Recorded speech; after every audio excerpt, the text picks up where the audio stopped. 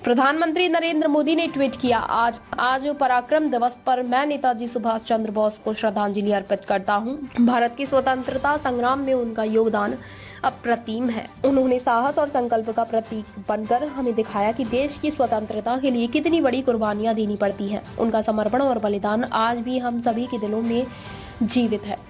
नेताजी सुभाष चंद्र बोस का जीवन केवल भारतीय स्वतंत्रता संग्राम के इतिहास का एक गौरवमयी हिस्सा नहीं है, बल्कि यह हमें अपने कर्तव्यों और समर्पण की भावना को समझने के लिए प्रेरित करता है। उनके नेतृत्व में आजाद हिंद फौज ने जो संघर्ष किया, वह सिर्फ भारत की स्वतंत्रता के लिए नहीं, बल्कि पूरी दुनिया के साम्राज्यवादी शासन के खिलाफ एक प्रेरणादायक लड़ाई थी। नेताजी का दृष्टिकोण था कि भारतीयों को अपनी ताकत पहचाननी चाहिए और आत्मनिर्भर बनना चाहिए। उनका विश्वास था कि केवल एक सशक्त और आत्मनिर्भर राष्ट्र ही दुनिया में अपनी आवाज बुलंद कर सकता है। आज हम उनके उसी दृष्टिकोण को आगे बढ़ाते हुए भारत को एक समृद्ध और शक्तिशाली राष्ट्र बनाने के लिए निरंतर प्रयास कर रहे हैं। उनकी दृष्टि और संघर्ष हमें याद दिलाते हैं कि हम अपने देश के लिए जंतर संघर्ष करेंगे, उतनी ही बड़ी सफलता हम प्राप्त करेंगे। आज जब हम प्रधानमंत्री के रूप में भारत को नए ऊंचाइयों तक ले जाने के लिए काम कर रहे हैं, तो नेताजी सुभाष चंद्र बोस के विचार और उनकी प्रेरणा हमेशा हमारे साथ है।